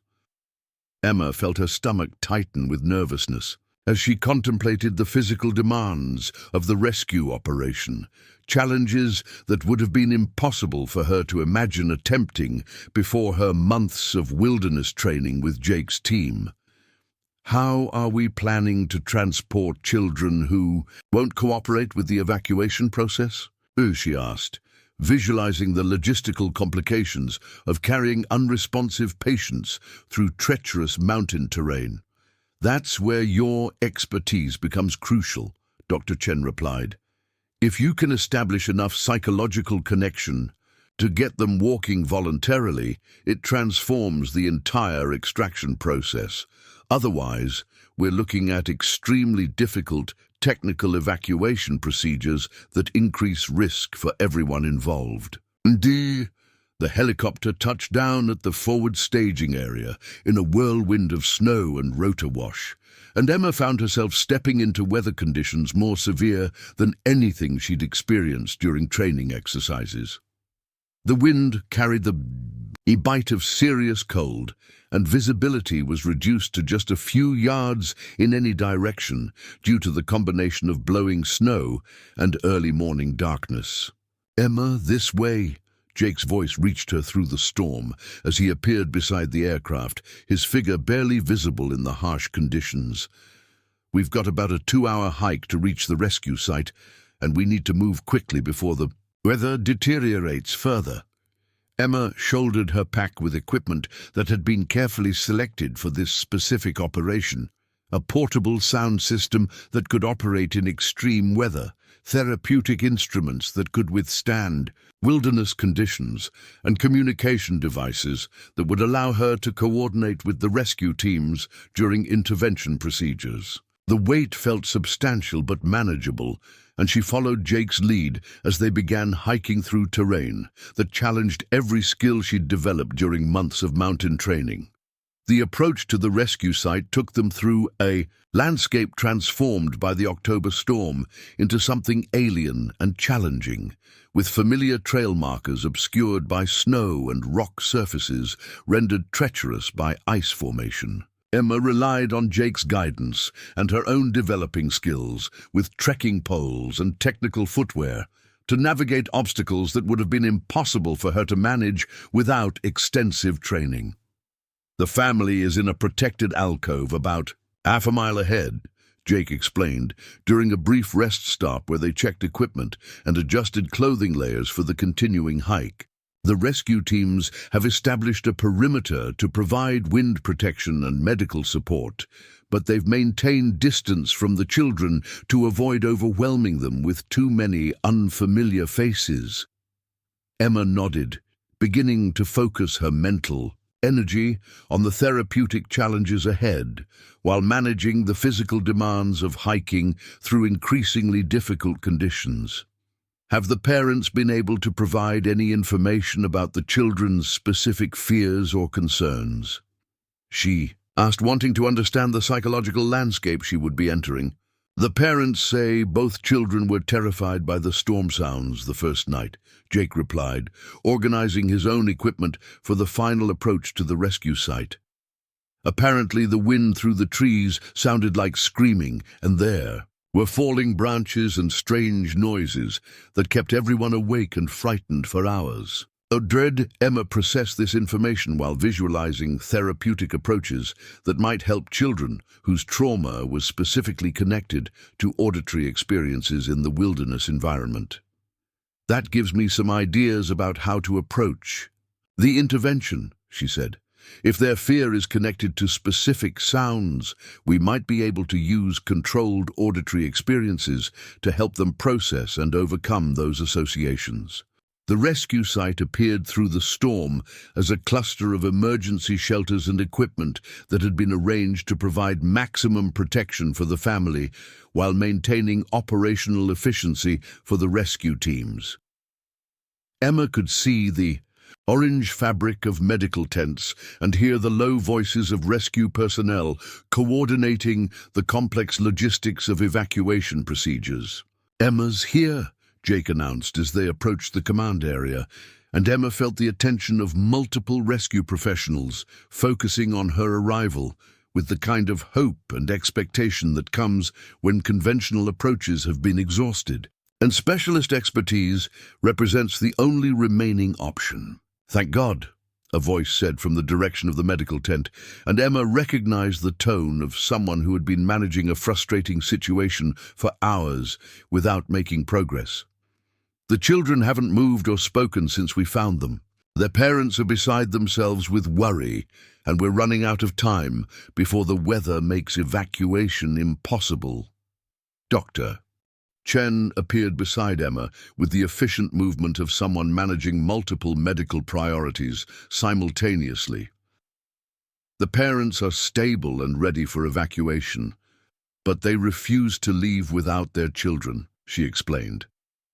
"The children are physically capable of hiking out, but their psychological state makes voluntary cooperation unlikely without intervention. Emma felt the weight of responsibility settling over her like a heavy coat as she realized that the success or failure of the entire rescue operation might depend on her ability to reach two traumatized children through therapeutic techniques she'd never tested in such extreme conditions. "Can you show me where they are?" she asked, beginning the mental transition from hiker to therapist that would be essential for the work ahead. "This way," Jake said gently, leading her toward a protected area where the family had been found. "Remember, you've got all the skills and training necessary for this work. Trust your instincts and don't let the conditions intimidate you." Emma approached the family's shelter with the careful attention to psychological atmosphere that she'd learned during months of hospital work and wilderness training. The children were exactly as described, huddled together under emergency blankets, their eyes open but unfocused, their bodies rigid with the kind of tension that comes from sustained fear and hypervigilance. "Sophie, Michael," she said softly, settling into a position where she could observe their responses without creating additional stress through unwanted proximity. "My name is Emma, and I came here because I know about being scared in places that feel dangerous." Neither child responded to her initial approach, but Emma noticed subtle changes in their breathing patterns that suggested they were processing her voice, even if they couldn't respond verbally. She began with the low, rhythmic humming that had proven effective during training exercises, creating auditory patterns designed to bypass traumatized verbal processing centers and access deeper neurological responses associated with safety and comfort. The effect was not immediate, but Emma had learned patience during months of working with trauma patients who needed time to process new sensory input through compromised psychological systems. She continued the rhythmic humming while gradually introducing variations that would maintain neurological engagement without overwhelming their limited processing capacity. "Their breathing is changing," Dr. Chen whispered from behind her, and Emma could hear genuine surprise in her voice as she observed the subtle but measurable responses to therapeutic intervention. Emma smiled, feeling the familiar satisfaction that came from seeing her techniques produce positive results even in the most challenging circumstances. The real work was just beginning, but the initial response suggested that Sophie and Michael were capable of the psychological connection that would be necessary for voluntary cooperation with evacuation procedures. The storm continued to rage around them, but inside the protected area where Emma worked with the two children, a different kind of atmosphere was developing, one where healing became possible even in the midst of crisis, and where the power of human connection proved stronger than fear and trauma. 2 years after that harrowing October rescue in the North Cascades, Emma stood at the podium of the International Emergency Response Conference in Vancouver, her fingers tracing the braille notes she'd prepared for the keynote address that would cap off the most extraordinary transformation any abandoned bride could have imagined. The auditorium held over 800 emergency responders from across North America, professionals who had traveled here specifically to learn about the revolutionary trauma intervention techniques that had emerged from her work with wilderness rescue teams. "Ladies and gentlemen," Emma began, her voice carrying the confidence that came from 2 years of proving herself in the most challenging emergency situations imaginable. "When I was left at the altar 2.5 years ago, I thought my life was ending. I had no idea that public humiliation would become the catalyst for discovering my true calling." The audience laughed with the warmth reserved for speakers who had earned their platform through demonstrated expertise rather than theoretical knowledge. Emma had become something of a legend in emergency response circles, the blind music therapist whose innovative approaches had saved lives in situations where conventional rescue techniques had failed completely. "The story I want to share with you today isn't really about me," Emma continued, settling into the rhythm of presentation that had become natural through months of teaching workshops and training seminars. "It's about Sophie and Michael Chen, two children who taught me that sometimes the most powerful healing happens when we stop trying to fix people and start believing in their inherent strength to recover." Emma's mind drifted briefly to that storm-lashed night in the mountains when she'd first encountered the catatonic children whose psychological trauma had rendered them unreachable through standard rescue protocols. The breakthrough that had come through patient application of music therapy techniques had not only saved their lives, but had launched a complete revolution in how emergency responders approached psychological crisis in wilderness situations. Sophie was 9 years old when we found her family after 3 days of exposure in severe weather conditions, Emma explained to the rapt audience. She and her 7-year-old brother Michael had experienced auditory trauma so severe that they'd completely shut down psychologically. They couldn't eat, couldn't drink, couldn't acknowledge the presence of people trying to help them survive. The audience was completely silent as Emma described the intervention techniques that had gradually drawn the children back from psychological withdrawal. Methods that combined neurological understanding with intuitive human connection in ways that bypassed traumatized cognitive centers and accessed deeper levels of trust and safety recognition. "The key insight," Emma said, her voice carrying the authority of someone who had tested these theories under life-threatening conditions, was recognizing that trauma doesn't just affect what people think or feel.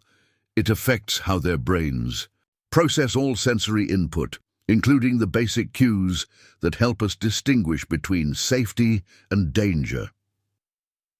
Emma paused to let the audience absorb the implications of what she was describing. "When we found Sophie and Michael, their brains were interpreting every human voice as a potential threat, every offered hand as something to be feared. Traditional verbal reassurance was actually increasing their psychological distress because their trauma-affected processing centers couldn't distinguish between helpful and harmful communication." The breakthrough techniques Emma described had evolved through months of fieldwork with Jake's team, refined through successful interventions in dozens of rescue situations across the Pacific Northwest. Her methods had proven effective not just with children, but with adults experiencing severe psychological crisis in wilderness environments, creating protocols that were now being adopted by emergency response teams throughout North America. Music and rhythm access areas of the brain that develop before language centers, Emma explained, demonstrating the gentle humming patterns that had first reached Sophie and Michael in their shelter. Even when someone is too traumatized to process verbal communication, they can still respond to melodic and rhythmic patterns that trigger neurological associations with comfort and safety. Emma could sense the audience's fascination as she described the gradual process of building trust with the children, starting with simple rhythmic sounds that created no pressure for response, gradually introducing variations that encouraged neurological engagement without overwhelming compromised processing systems.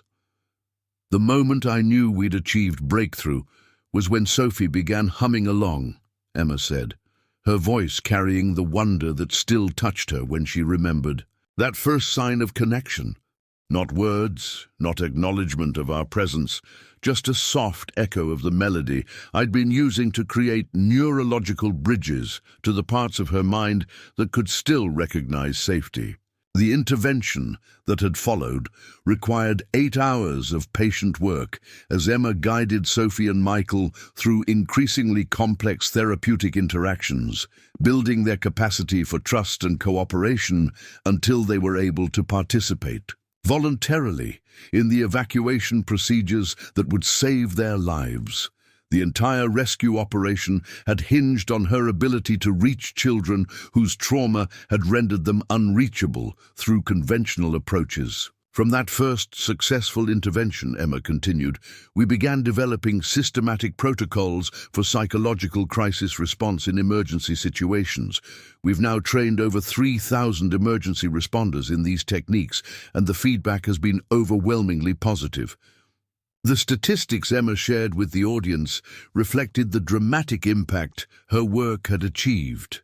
Rescue operations that incorporated her trauma intervention protocols showed 60% faster completion times, 70% reduction in patient cooperation problems, and virtually eliminated the need for sedation during evacuation procedures. But the real measure of success, Emma said, her voice growing softer as she approached the personal dimension of her story, isn't found in statistics or efficiency improvements.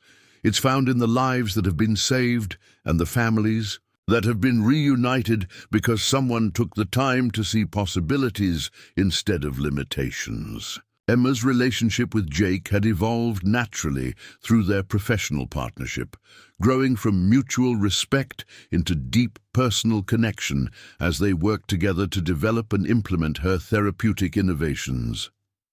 Their shared commitment to emergency response work had created a foundation for love that was built on genuine understanding of each other's strengths and capabilities. Jake Morrison, my partner in this work and now my husband, Emma said with a smile that carried genuine joy, saw potential in me that I'd never recognized in myself.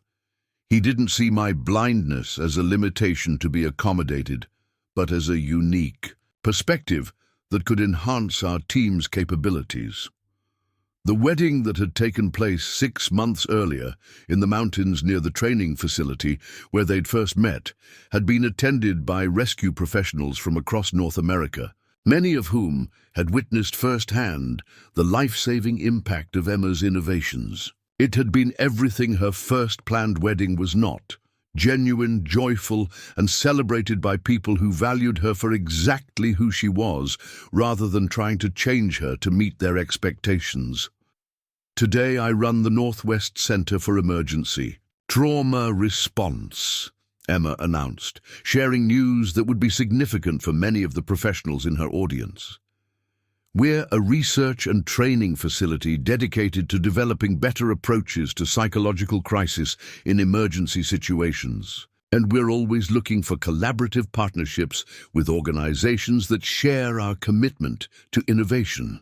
The center that Emma had established with funding from the National Park Service and several private foundations represented the culmination of her professional transformation from abandoned bride to internationally recognized expert in emergency psychological intervention.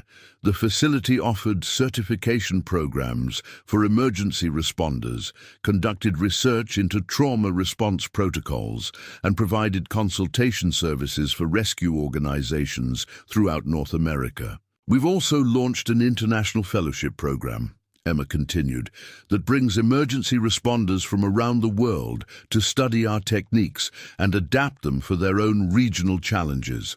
This year, we're hosting professionals from Australia, New Zealand, the European Alps, and the Canadian Rockies. The global impact of Emma's work had exceeded every expectation, with her trauma intervention protocols being adapted for use in urban emergency response, disaster relief operations, and military rescue situations.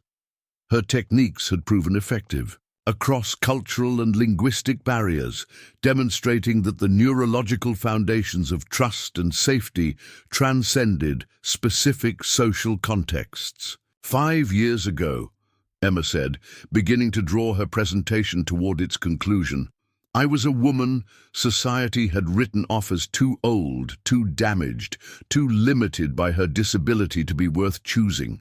Today, I'm here because someone saw past those superficial judgments to recognize capabilities that could make a real difference in the world. Emma paused, feeling the weight of her journey from that terrible morning at the altar to this moment of professional recognition and personal fulfillment, the lesson I want to leave you with isn't about my specific story or even about trauma intervention techniques. It's about the extraordinary things that become possible when we stop accepting other people's limitations on our lives and start exploring the full range of our own capabilities. The standing ovation that followed Emma's presentation lasted for several minutes, with emergency responders throughout the auditorium rising to acknowledge not just her professional contributions, but the inspiration of her personal transformation. Emma stood at the podium accepting their recognition while thinking about the woman who had been sold like livestock because society deemed her worthless, marveling at the distance between that moment and this one. The most important partnerships in life, Emma concluded as the applause finally quieted, aren't formed between people who complete each other's weaknesses, but between people who amplify each other's strengths. When we find those partnerships, whether professional or personal, we discover that our apparent limitations often become our greatest sources of power. As Emma left the stage, to enthusiastic applause and requests for follow-up conversations with dozens of emergency response professionals, she reflected on the complete transformation her life had undergone since that devastating morning when David's cowardice had seemed to end her future before it began. The evening reception provided opportunities for detailed conversations with rescue professionals who wanted to implement her techniques in their own organizations, discussions that would lead to new training contracts and research collaborations that would extend her impact even further. Emma moved through these conversations with the confidence that came from knowing her worth was based on demonstrated capabilities rather than other people's opinions about her value. "Emma," Jake said as they finally returned to their hotel room late that evening, "I've been thinking about Sophie and Michael during your presentation today. They're both thriving now. Sophie's in middle school and excelling in music therapy. Herself, Michael's become fascinated with emergency response and wants to study medicine." Emma smiled, thinking about the children whose crisis had launched her career transformation and who had remained connected to her family through the years since their rescue. "They taught me that healing isn't something we do to people," she said. "It's something we help them remember they're capable of doing for themselves." "Speaking of family," Jake said with the tone that suggested important news, "Dr. Chen called this afternoon with the results from your latest medical appointment." Emma felt her heart rate increase as she processed the implications of Jake's words. They had been trying to start a family for the past year, and the medical consultations had been part of ensuring they understood any special considerations related to her blindness and potential pregnancy. "Everything looks perfect," Jake continued, his voice carrying joy that made Emma's chest tight with happiness. "Dr. Chen says there's no medical reason related to your blindness that would complicate pregnancy or childbirth. She's actually excited about the opportunity to work with us on prenatal care that accommodates your specific needs." Emma felt tears of joy beginning to form as she contemplated the possibility of bringing children into the world with Jake, of creating a family built on the foundation of love and respect they had established through their partnership in work and life. The woman who had been deemed too old and damaged for marriage was discovering that her most important adventures were still ahead of her. "I keep thinking about how different this is from what I thought my life would look like," Emma said, settling into Jake's arms as they looked out their hotel window at the lights of Vancouver reflecting on the water. "David's fears about my limitations would never have allowed for any of this. The work, the travel, the impact we've been able to have. David couldn't see what was actually valuable about you," Jake replied, his voice carrying the certainty that came from years of witnessing her capabilities under the most challenging conditions imaginable. He was focused on accommodating what he saw as your weaknesses, instead of recognizing how your unique perspective could be a source of strength. Emma nodded, understanding now that her blindness had never been the limitation that others had tried to make it. Instead, it had developed in her the very skills that made her exceptional at reading people's emotional states, at creating connections that transcended verbal communication, at finding innovative solutions to problems that conventional approaches couldn't address. "The best part," Emma said as they prepared for sleep, "is knowing that we're just getting started.